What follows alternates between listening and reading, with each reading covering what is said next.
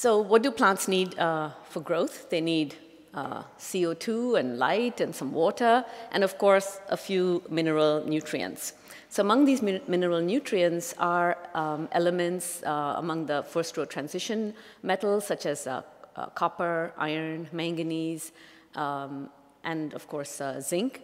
And what plants and other organisms use these elements for is to catalyze reactions that they can't catalyze using the functional groups that are found on the side chains of the amino acids in the proteins, such as redox reactions and reactions that require electrophiles.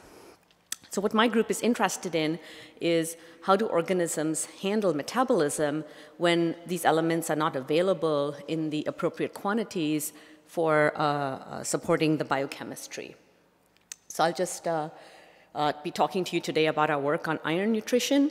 And this slide just exemplifies some of the abundant proteins that have iron-containing cofactors in them, such as in respiration and photosynthesis in particular.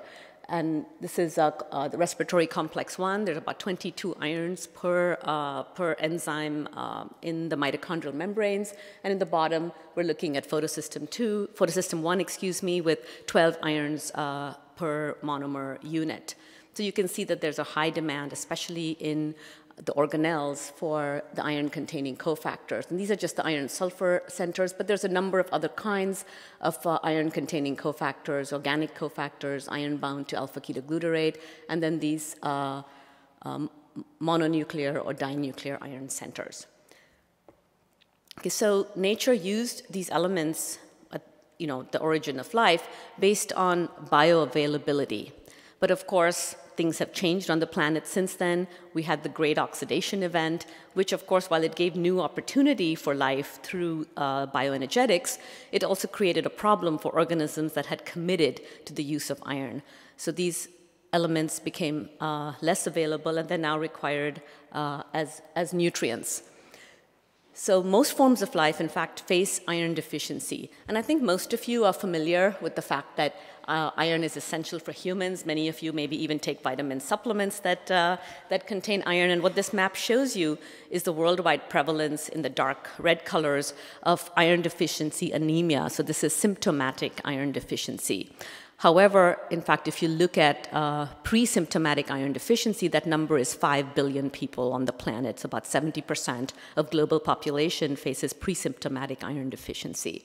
What you might be less familiar with is the fact that iron deficiency also affects global primary productivity. And by that I mean photosynthetic organisms. So of course in agriculture we know we need iron as a nutrient in fertilizer. So about half of global productivity occurs on land, but another half also occurs in the oceans. And 30% of the world's oceans are in fact iron deficient. And that's shown here using this false color display.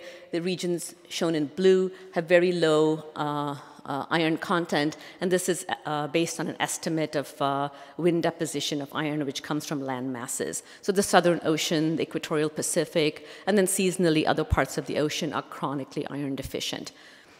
So my lab is interested in asking, so how do these algae handle their metabolism in the situation of chronic iron deficiency? So of course we use Chlamydomonas as our model organism, and one advantage of using a microorganism is of course it's very easy to sort of enforce nutrient deficiency. We grow them in Erlenmeyer flasks and you can simply drop out the desired nutrient that we want to study. So in the case of these micronutrients, of course, we get contamination even from dust in the air and elements bound to the walls of the glassware. So we acid wash the glassware, use very high purity chemicals, and we can then generate laboratory deficiency. So the first thing we did when we started this project about 10 years ago or so was to establish different stages of iron deficiency. Now historically, people had simply studied iron replete versus iron starvation, but in fact, we know that there are multiple stages of iron deficiency, as I already explained to you in the case of human nutrition. So I'm just going to summarize a bunch of data for you on this table, and you can see this visually on with these pictures of these flasks here. We have 4 different stages of iron deficiency. Some of them you certainly can't distinguish by eye, So this is the iron excess situation. We use about 20 micromolar iron for Chlamydomonas, and that we consider that iron replete because all of the known proteins, in fact, have their requisite cofactor. So in the replete situation, we don't have any symptoms. If we go down to 1 or 2 micromolar iron in the medium, then in fact we don't see any visual symptoms. But when we look at sentinel gene expression, and for this we use the genes encoding iron transporters in the plasma membrane as marker genes, we see in fact full upregulation of a marker gene. This is the peroxidase gene, which I'll talk to you about again later. If we go even further down, then we see these classic symptoms of iron deficiency chlorosis. And in this case, we not only have marker gene expression, but also poor growth, and therefore we refer to that as limitation, as distinct from deficiency, lower chlorophyll content, and some light sensitivity, but not as much as we see in the iron excess situation. In iron excess, and I'm not going to show you any data on that today, we've already published that a few years ago in Genetics. We don't see any of these symptoms, but the cells are particularly sensitive to light because of reactive oxygen species. Okay? And of course, at each of these stages of iron nutrition, the iron content of the cells are different. So here we have very low iron content. We refer to this as iron economy mode. And then up here, we have very high iron content, and this is the luxury utilization of iron. Okay, so the first question we asked is, what is the abundance of known iron proteins in the chloroplast? So this is an immunoblot, and we're just looking at heme-containing protein, iron-sulfur center, and then a di-iron enzyme. And here's a mononuclear iron enzyme. And what you can see is that we see a similar pattern for many of the proteins involved in photosynthetic electron transfer. I should mention that we're growing these cells on acetate as a source of carbon plus light, so they're primarily using respiration for growth. And what we see is that the heme-containing protein cytochrome F and then the iron-sulfur containing protein ferredoxin is much reduced in abundance in the iron-limited state. In fact, it's maybe about 10% of the normal abundance. But what's interesting is that the iron SOD, so this is superoxide dismutase in the chloroplast, its abundance is maintained. And this is not only at the polypeptide level, but if we look at the activity of the enzyme, we see that the activity of the enzyme is also maintained. So this is distinct from the pattern that we see with some of the photosynthetic proteins. So there's a different impact of iron deficiency on individual proteins in the chloroplast. Well, of course, the next question is, well, how does this occur? How does the cell choose which protein to degrade? Well, the answer came from a different type of experiment, and I'll just go through the experimental design. So here we started with our iron replete cultures, and then we transfer them to fresh medium, either iron replete or iron deficient, and then we sample them every day, so every 24 hours. So day 1, 2, 3, 4, and 5, and then we measure different parameters. So we can look at growth as cells per ml, we can look at chlorophyll content as shown on the right-hand side here, and then we can measure the iron content, both of the cells and of the spent medium. So what we see is that after 1 day of transfer to medium containing 0 iron, there's actually no difference in the growth of the cells over this 24-hour period. So the iron replete cells shown as in black and the iron deficient cells shown with the white circles grow exactly to the same extent, even though there's no iron in the medium.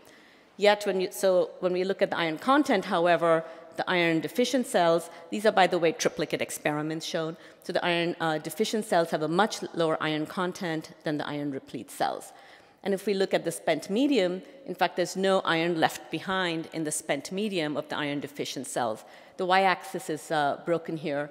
And what you can see in terms of the iron replete cultures is that by the time they go through 5 days, they've actually used up about 3 micromolar worth of iron. And it's highly reproducible. There's actually triplicate points there, and they always use the same amount. So this is very reproducible. If we look at the chlorophyll content, you see the iron replete cells maintain the chlorophyll content, but the iron deficient cells over time lose it. By the way, we always see this little dip here as the cells go from day 0 to 1 to 2 to 3, and this corresponds to a decrease, a transient decrease in iron content. And that's because the cells are growing so fast when we put them in new medium that, in fact, the iron uptake simply cannot keep up with the growth of the cells. And so we see this dip in iron content and then this corresponding dip in chlorophyll content. Okay, so let's look at the proteins now. So here is the immunoblot again. And again, what we see is distinct pattern for individual proteins. So let's look at ferredoxin and cytochrome F, and you see here what we've seen before, that the content goes down immediately in day 1. This is the coupling factor, the ATP synthase. So this protein is not degraded at all. So the degradation of chloroplast proteins isn't simply random, but select proteins are degraded. Let's look only at the day 1 samples. So the first day of iron deficiency, surprisingly what we saw is that nearly all of the iron-containing proteins were degraded. So these are the proteins that use iron at the catalytic site, including the iron superoxide dismutase. Remember I showed you previously that iron SOD was maintained even in the iron-limited state. But in this experiment, we saw that actually iron SOD was lost in day 1, along with ferredoxin and cytochrome F. Ferritin is an iron-binding protein. It doesn't have, it's not used as an enzyme in the cell, and its abundance actually goes up. So again, different iron-binding proteins behave differently. And then peroxidase, again, this is our sentinel gene. This is the immunoblot showing you the protein on the plasma membrane. It's involved in iron uptake, so its abundance actually goes up. However, if we look then over the 5-day period, what we see for iron SOD is different from what we saw for ferredoxin and cytochrome F. For these two, the protein abundance goes down, and it stays down, going down to almost nothing by day 5. But for iron SOD, although it went down in day 1, we noticed in day 2, 3, 4, and 5, the protein starts to come back up. So, and this is not simply at the level of the polypeptide, but also at the level of activity. So again, this is the activity gel here, and you can see it exactly parallels the immunoblot. So this answered the question of how is the iron SOD maintained while the other proteins are lost. It actually occurs not by selective degradation of iron SOD, but by selective resynthesis. Okay, and what you'll note is that this resynthesis occurs in the absence of any extracellular iron. So what this is telling us that the resynthesis of the iron SOD is occurring by recycling of the iron that's presumably released from the degradation of cytochrome F and ferredoxin, or perhaps other iron-containing enzymes in the plastid. Oops. Okay, so the first take-home message is that we define physiologically distinct stages of iron nutrition. That is the iron replete, and then the deficient and the limited. And there's actually different biochemistry going on in the deficient versus the limited stages. I showed you a different impact of iron starvation on maintenance of different iron-containing proteins, and also that the iron starvation proteome actually depends on a balance between degradation and then selective resynthesis of particular proteins, depending presumably on the physiological need for those proteins. So I'd like to switch now to the second part of the talk, where what we wanted to do was try to discover what might be the regulatory activities, the proteins responsible for degrading these guys, and the proteins responsible for selective resynthesis of, for example, iron SOD. So in order to do this, we used a genomic approach, and I'm just going to go through our experimental design again. So Eugen Urzica, a postdoc who did this work, the first thing he did was try to define when he should sample the cells for the transcriptome analysis. So we start off with a 3 micromolar iron culture, and then he inoculated them into different amounts of iron. So here we have the iron limited stage, the iron deficient stage, and then the iron replete stage. And then he sampled them as they doubled. So at 500,000 cells per ml, 1 million, 2 million, 4 million, 8 million, et cetera.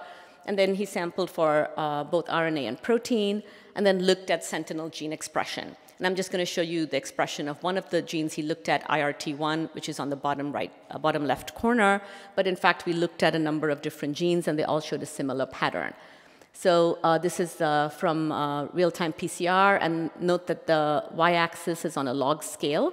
So if you look here at this one set of data points I've highlighted, what you notice is that dependent on cell density, you can have up to a 50-fold difference in the expression of the IRT1 gene. And the reason for this is because what matters to the cell is not simply the absolute concentration of iron in the medium, but the amount of iron on a per cell basis. Because of course, the more cells you have, the more iron they need to maintain their metabolism. So what we did then is we decided to sample the cells at at a fixed cell density so that we could use external iron as a proxy for intracellular iron. So we used 3 × 10⁶ cells per ml. We collected the cells both from acetate grown conditions. So in this case, we're providing them with a carbon source, and in fact, they're using respiratory metabolism primarily over photosynthetic metabolism. We also grew them on CO2 and light as a source of carbon, and at the same time recorded their photosynthetic parameters. And that's shown here. So this is the chlorophyll content in orange, and you see what you've seen before is that an iron limitation in acetate-grown cells, the chlorophyll content drops drastically. It doesn't drop as much when the cells are grown on CO2, and that's because, of course, there's selective pressure to maintain photosynthesis when the only carbon source they have is CO2. If we look at FV over FM, again, you'll see they maintain the photosynthetic apparatus when they're grown on CO2, but they lose photosynthetic ability when they're grown on acetate as a source of carbon. All right, so we conducted a number of experiments like this. We've also done time course experiments, but I'm simply going to show you just a subset of the data as an example of the kinds of information that we got out of these experiments. So we can group the data using principal component analysis, and one thing that immediately struck us was that the first principal component groups the data based on carbon source, and then the second principal component is iron, which tells us that carbon source is a much more important determinant of genome-wide expression than is iron nutrition. And that's shown here on the right-hand side. The set of data points that are really distinct from all of the others, in fact, are these iron-limited acetate-grown cells. So then we can use pairwise comparisons to ask the question, how many genes are differently expressed in iron deficiency versus iron limitation, and then on CO2 versus acetate. And of course, here you have your Venn diagrams. Now, when we just look at comparison A, which is iron limitation versus iron replete, we see what you've seen in a lot of different studies, namely like thousands of genes are differently expressed.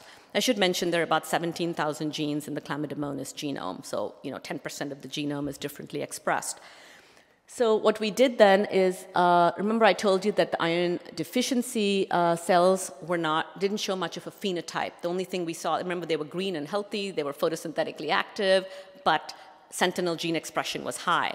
So we decided simply to focus on those genes that were differently expressed also in iron deficiency. So we get presumably the primary responses to iron deficiency. Okay. So I'm just going to show you a table showing you a subset of genes, and these are picked somewhat arbitrarily, but also based on the interests of my own laboratory. And I'll try to make a few points. First of all, many of the genes we picked up were genes of unknown function. And those are indicated here just by protein ID, for example. And what's interesting is some of them actually have quite abundant transcripts in the iron deficiency or the iron limited state, such as the one shown here. For context, I should mention that the RPKM shown here, like 4,000, this is about the level of expression of some of the ribosomal protein subunits. So this gives you an idea of how abundant the transcripts are. So it's surprising that we still don't know the function of some of these. In red is shown the fold change. And again, this is not necessarily that useful a parameter because, of course, the denominator plays a huge part in this. Some genes are very tightly repressed, such as the FRE1 gene here, which is the ferrireductase involved in iron uptake. And so the fold change is really huge, but its transcript abundance is high, similar to some of these other transcripts. We, of course, identified transporters that were already known before. These were some of our sentinel genes. Okay. So we did a number of different kinds of validation. We did the real-time PCR validation of these data. Since these were from RNA-seq experiments, we could look at coverage graphs and fix the gene models. Some of these genes in the iron replete situation, which is where the ESTs come from, they're very lowly expressed, as you can see here. So less than one mRNA per cell, which means that we didn't have good gene models because there wasn't good EST coverage, but we were able to take advantage of the coverage graphs and actually fix many of the gene models, which helped in terms of trying to figure out what the functions might be. And then another kind of validation we did was to look at the proteome. Remember I told you we collected protein samples at the same time. And we did label-free quantitative proteomics using the MS to the E technique. So this is the Waters pipeline. And I'm just showing you here all of the proteins that went up in coordination with the RNAs. Wherever we have blank cells, it doesn't mean that the proteins did not go up. These were just, I mean, we didn't identify, we weren't able to capture those proteins in the proteomic data set. So what I've emphasized here are these primary responses. It seems that in most cases, the protein abundance parallels the RNA abundance. This is not true for all of the transcripts. We found that there were a number of transcripts encoding iron binding proteins that went up, but in fact the proteins went down. And we think that this has to do with sort of feedback regulation from the pathway, where the proteins go down, and then there's a compensation for the RNA to go up, but in the absence of iron, the protein actually doesn't go up. Okay. Okay, so now I'd like to show you some functional validation. We were interested in this gene here. This is the manganese SOD encoding gene. And remember, the manganese SODs were thought to be in the mitochondria, and then iron SODs are known to be in the chloroplast. So we were wondering, well, why does a manganese SOD go up in iron deficiency? So we generated antibodies against the manganese SOD and showed by immunoblot analysis that, in fact, the protein went up in iron deficiency, as did the activity shown here on the activity gel. When we do a protein similarity network, we find that this MSD3 gene clusters differently from the mitochondrial manganese SOD from plants and, of course, the plastid iron SOD, although they all come from a common ancestor. So the algae have multiplied their SOD genes, and we find that they have this different group of manganese SODs. So since we had the antibody, we asked the question, where is this protein located? And in fact, it co-fractionates with iron SOD in the chloroplast rather than in the mitochondrion. So what this told us is that one of the responses to iron deficiency and iron starvation is increased antioxidant capacity in the plastid for SOD. And here you can see the total SOD activity as a function of iron starvation. So, and this goes up because of maintenance of iron SOD and upregulation of manganese SOD. Okay, so what to study next? Well, what we decided was to mine the data available from a number of microarray studies that had already been published in tomato, rice, and Arabidopsis.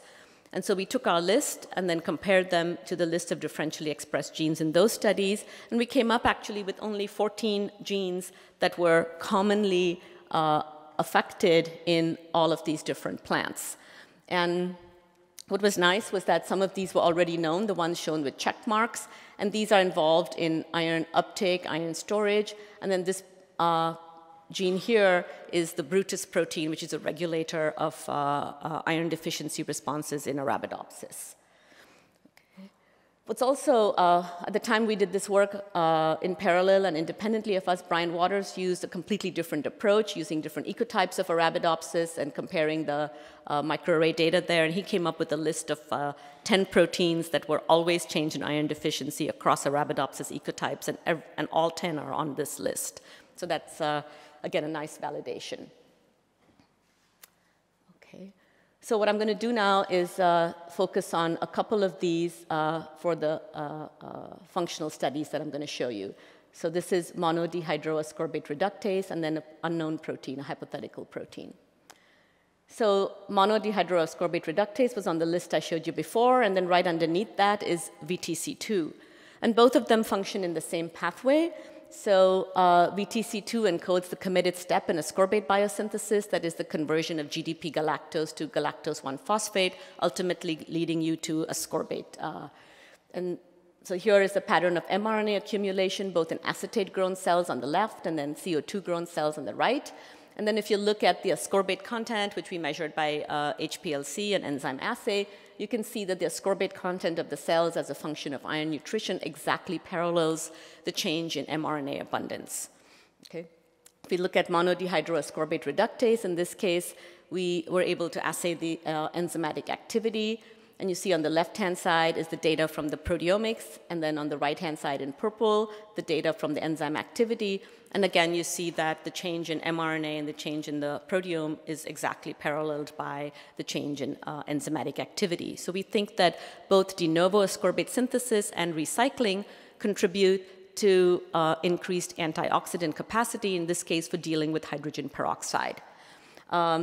We also know that, of course, lipid peroxidation might increase in a situation of iron stress, and we found that vitamin E levels, or alpha tocopherol, is also increased both in acetate and CO2-grown cells in parallel with the change in ascorbate content. So both membrane peroxide as well as hydrogen peroxide, there's increased capacity for handling that stress.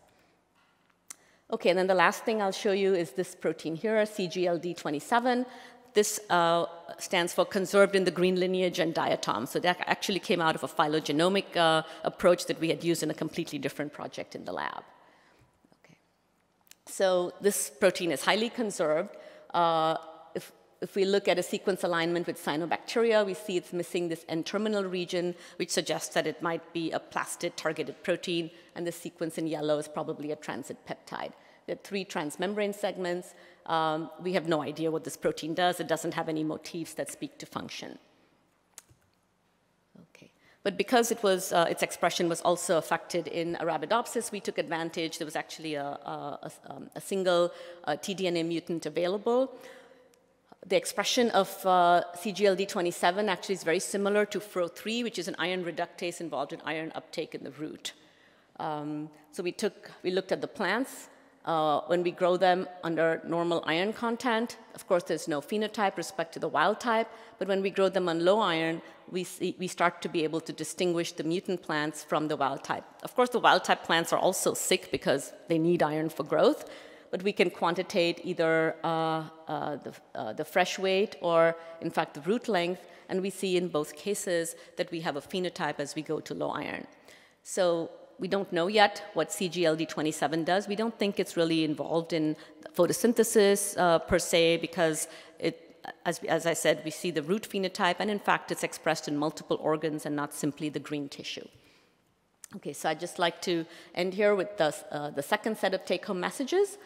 First, I showed you that we were able to identify primary targets of iron deficiency by taking advantage of this, sort of this unique stage of iron nutrition that we had identified already 10 years ago, the stage that we called iron deficiency versus iron limitation. A subset of these responses, in fact, are conserved in tomato, rice, and Arabidopsis, and so we think these are central responses by plants to handling iron stress. I showed you that we saw many proteins that whose abundance went up in coordination with the RNA abundance, but then a subset. And in each case, whenever there was anti-correlation, we noticed that the gene actually encoded an iron-binding protein. So this is certainly a way to discover some new iron-binding proteins by looking for those that are anti-correlated.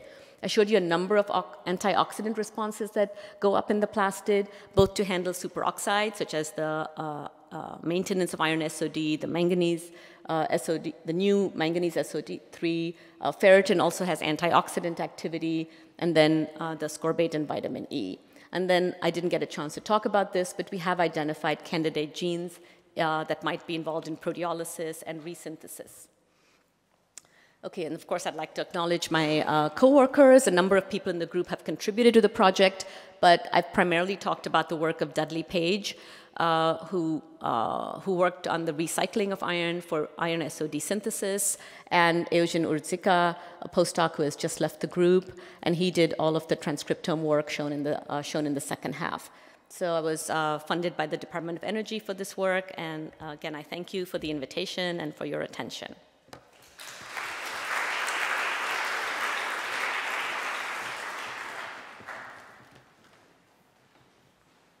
So, thank you, Sabeeha. I can see Willie's hand going straight up. I guess I should stand here to answer.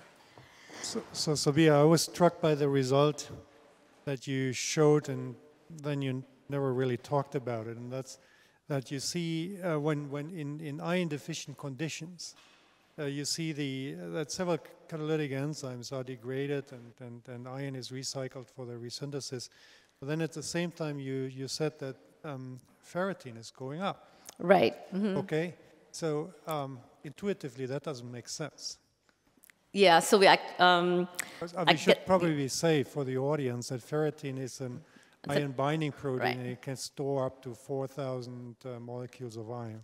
That's right. And in fact, I didn't really point this out here, but when you look at this figure here, what you'll see is that in all other plants, so here's ferritin, and you see it goes up in Chlamydomonas, but down in all of the other plants. And this is also true for the VIT1, which is a vacuolar iron transporter. It shows opposite expression. And I think this has to do with the fact that Chlamydomonas is a single cell versus this multicellular situation here. So it's been shown both from our work and that of Mikhail Hippler that ferritin serves as an iron buffer in the plastid of Chlamydomonas. So its abundance goes up, not necessarily its iron content, though. So we have tried to look at the iron content of the ferritin, and we had no evidence that its iron content goes up. But if you knock it down, in fact, the cells suffer from oxidative stress. So we think what that ferritin is used for is the iron that's released from the degradation of ferredoxin and cytochrome F and so on, that's transiently bound to that ferritin until it's, and we don't know how, and this is not known in any organism, not even humans, how is that iron actually released from ferritin? So we're hoping that some of these novel genes that we found might be involved in mobilizing the iron from ferritin to then put into iron SOD or other things. Yeah, so. And we think the same is the case for this VIT1 family member, that maybe the vacuole also serves as a storage, transient storage in Chlamydomonas, whereas in plants, of course, it's involved in storage in the seed.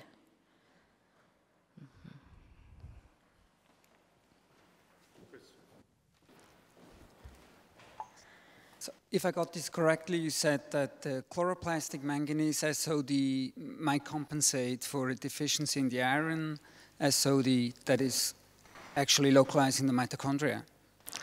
I'm not sure whether I got this correctly, because I'm wondering how are these SODs produced in organelles and then transported out into a cell, or are the reactive oxygen species diffusing throughout the cell such that the chloroplastic protein will compensate for deficiency of a mitochondrial protein? Okay, no, so it's sort of the other way around. So Chlamydomonas actually has 5 manganese SOD3 genes. One of the gene products is actually in the mitochondrion, so that's not the MSD3.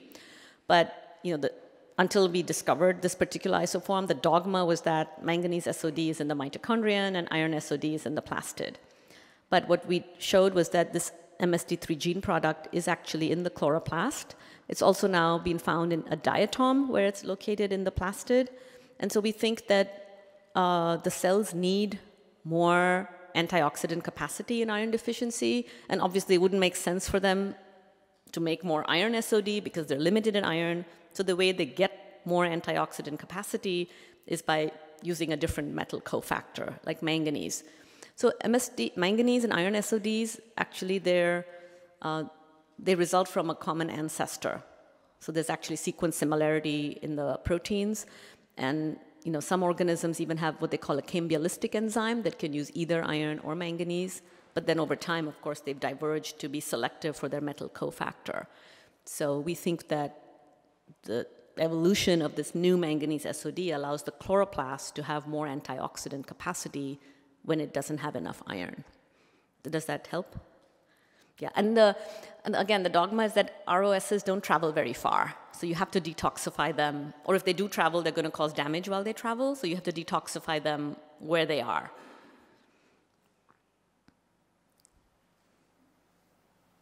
So other questions? Winslow.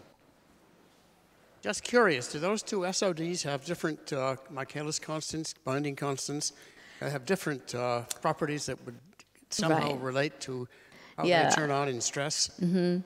Yeah, that's a good question. We haven't done any enzymology on these on these SODs. I mean, we've thought about it, and some, I must say, not terribly enthusiastic work on trying to express it in, in E. coli, because I have a colleague who has made a career on superoxide dismutases, so she was interested in doing this, but yeah, we were not there yet. Yeah, we weren't able to express this one very well in coli.